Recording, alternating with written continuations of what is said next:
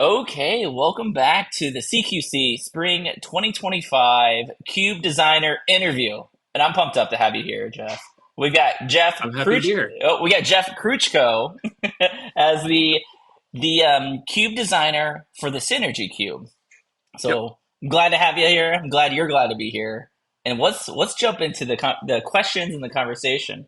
So Yeah. first things first. Tell me a little bit about the origin or the original inspiring idea for your Synergy Cube. Yeah. It kind of came out of the previous cube I had that I had put a bunch of work into. Was a like modern, basically just like power maxed modern format legal. Um, there were a couple tweaks. Like I don't have planeswalkers Mhm. in most of my cubes. I think there's one or two in this one that I think are acceptable, but I find the sub game is like sometimes it's really fun and sometimes it's just like wow, I can't answer that cool. Yeah. um but I worked on that a bunch and it sort of got to this point where it's like kind of what modern was for a little bit, which is like mid-range grind fest. Everything feels very similar.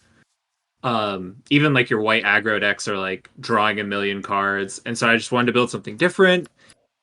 And if you do the magic demographic thingy, I'm definitely like Johnny Spike. Okay, I gotcha. Yeah. I like to put together some Rube Goldberg machine. So it's like, all right, I'll do a cube where like you have to do the thing.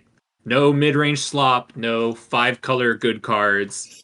Like I want you to have to do the thing. Yeah. And so sort of started designing from there. Well, that's a good point on, when you are, so that's like where you gravitate towards your default. But then do you think about the other players and if you want to run the all three, let's see, Johnny, Timmy, and Spike, right? Yeah. Do you, and I know there's like, hybrids in between. I think there are even more of them Hmm. outside. So like, just, I guess we can talk about specifically the Synergy Cube here, but like, do you think about that when you are working on a cube of like the three Uh, archetype or three personas? What we call necessarily like fitting all of those. I'm a big like proponent of like cubes should do different things and accommodate different experiences. I think that's like the them? cool thing that it offers. So like Synergy Cube fully is like leaning more into like the Johnny Yeah. thing. There's a little bit of the spike in there, like the I keep the power band pretty narrow for the most part. Um but I also like that, other people have cubes where you do other stuff. Hmm. When it was up on Moto, I really enjoyed doing the commander cube for a while. Yeah. It's not something I would want to do like every day forever, but it is fun to do like battle cruiser magic for a little while every now and again. Yep, yep. No, that's right. I mean, obviously, the synergy cube is going to be more building synergies in Johnny style. Ask, what was my? I had a question and I just lost it. Okay, no, no. Oh, so one of the things that I really push with Cube Commonwealth, like when we're just like the Panera Sunday cubes and stuff, and sure, like we tend to be higher caliber players, just like Cube in general tends to be like Yeah. more of like Friday Night Magic in bosses, of which I've we kind of discovered that.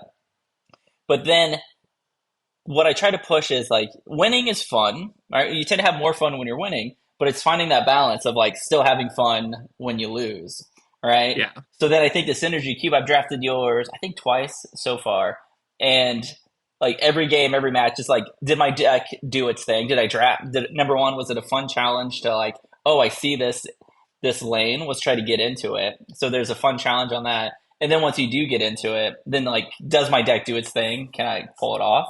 And that's just fun, win or lose.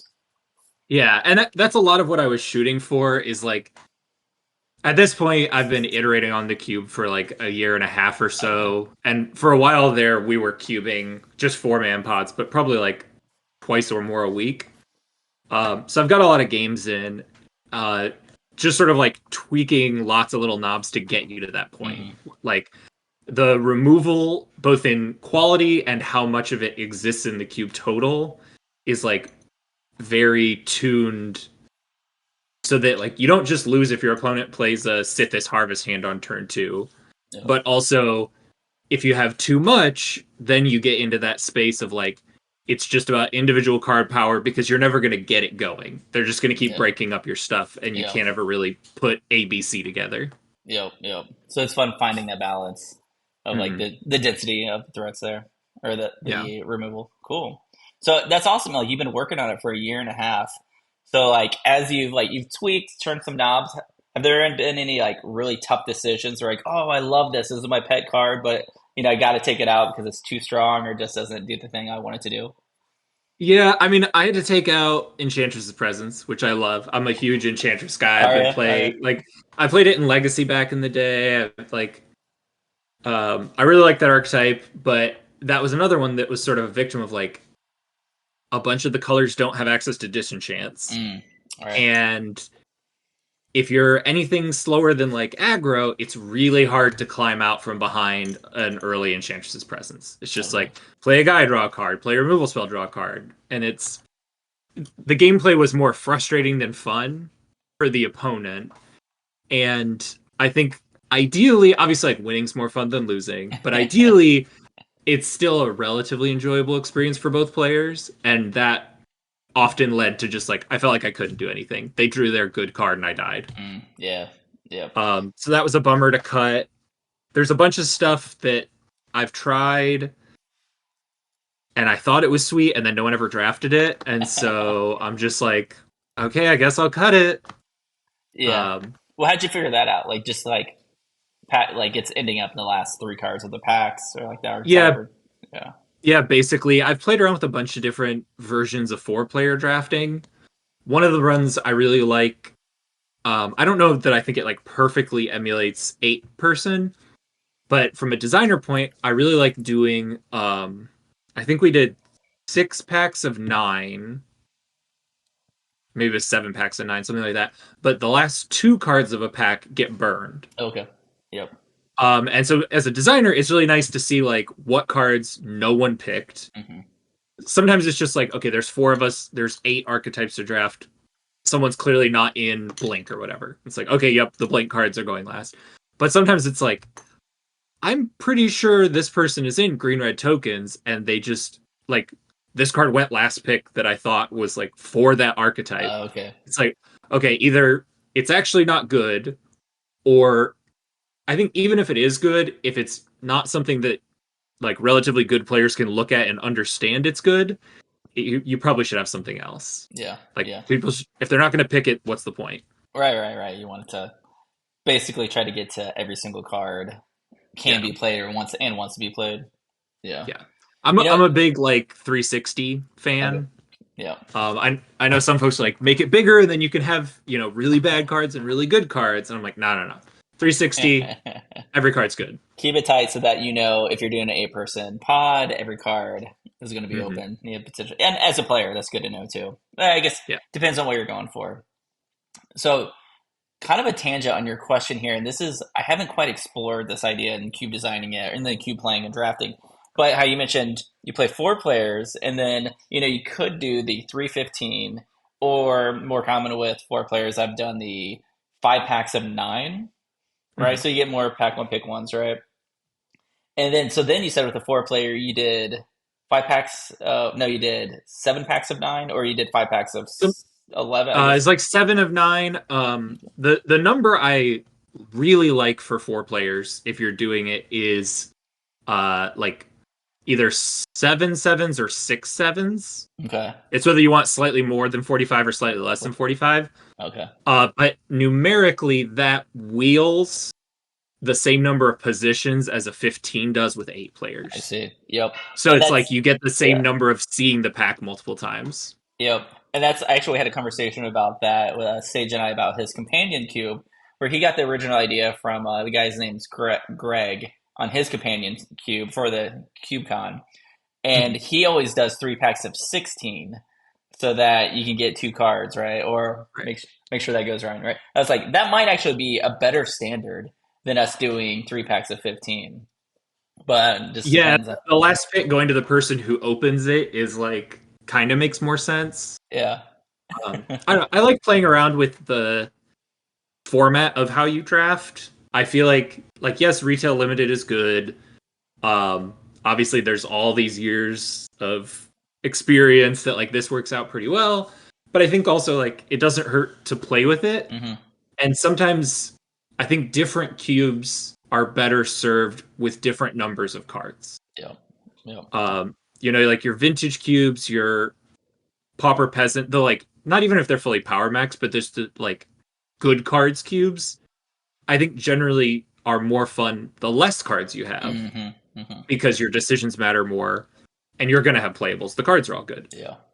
And I think your cubes where you're trying to do a specific thing generally benefit from having a few more because it just ups the rate at which everything comes together in a way that's fun.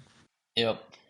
Similarly, so I've built Swarmyard Sanctuary, which is a desert cube, but you do get Mm-hmm. Swarmyard Sanctuary or animal sanctuaries or Swarmyards at the end. You get unlimited numbers of those. And then when I Mm-hmm. was digging into the desert cube, I noticed a lot of the pack number cards in the pack are different. So it just Yeah. depends on the percentage of how hard it is. Like you have to, if you have no basics at the end or no lands at the end, it can be better to do like 3 packs of 18. I think that was pretty common in Yeah, a desert 318s cube. I've seen on a lot of desert cubes. I have the lands cube as well, which is a desert cube, but you get forests. Oh, okay, yeah, And that's so right. like I'm still trying to tune in on Yeah, the numbers for that because like 318s is a little much because you do yeah. get some You get basics. forests. Yeah, yeah. That's Yeah. the same thing with the swarm yard. The swarm yards and the animal sanctuaries. I Mhm. don't quite have that number, but this is a fascinating because like when we think of cube design, that we don't quite talk about this variable that often. But so it's a complete, almost an untapped, unexplored world Yeah. that we can get into. So okay, I want to go back to your comment on the Enchantress because we were Mhm. kind of talking about this idea with Moscow's vintage cube of putting lantern control in Yeah. his cube, and I proposed the idea of like, well, we could use it as a module with the idea of like this isn't a permanent thing in your cube, so you could have Enchantress in there like during a season. You're like, hey, I Mhm. want this to be a thing, or you can even do this with all of your archetypes because you have.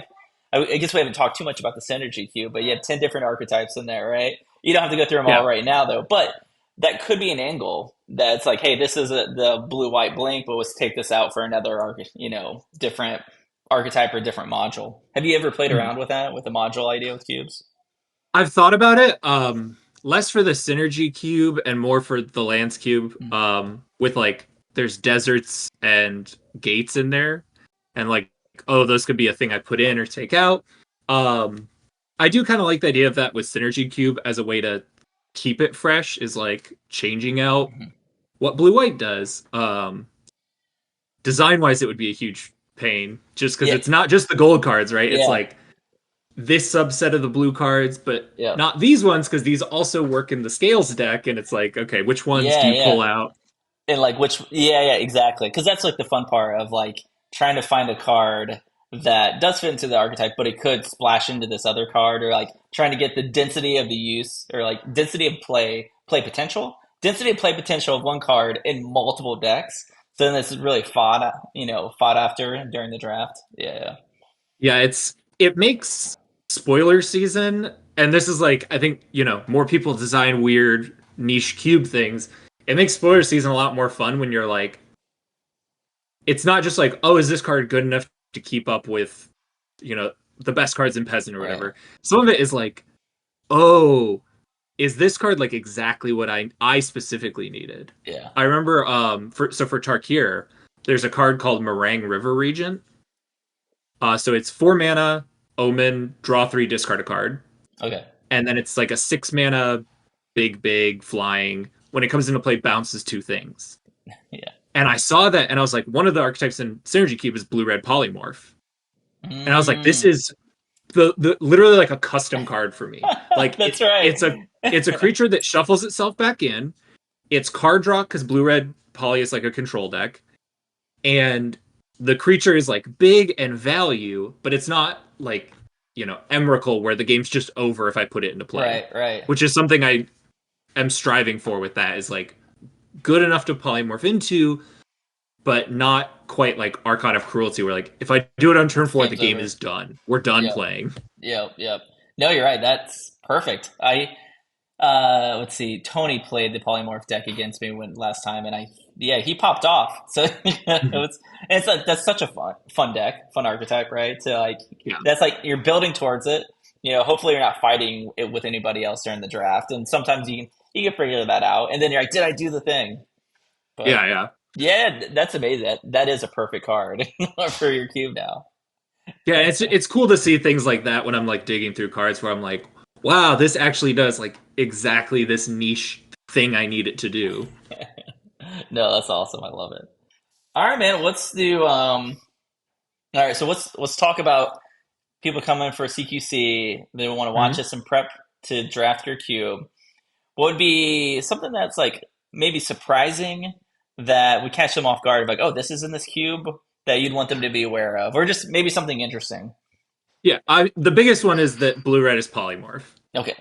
which is a like I'm never cutting it. I think the archetype's cool. I think it's cool that Yeah. it's supported, but it is also like not the most intuitive to draft, right? You're gonna see a card like Kitsa Otterball Elite in the pack, which is like a really good blue card, and you're gonna be tempted to take that, and that's not a card you can play in that deck. You'll I see. polymorph into it, and it'll be a huge bummer. Yep. Yep. Um, I think green red is a little unintuitive, just from like looking at the cards. That's a color combination that like I don't know. Every cue I design, I'm like, what is this supposed to do? If it's not just like ramp and play a fatty. Yeah. Um, so in this one, it's tokens.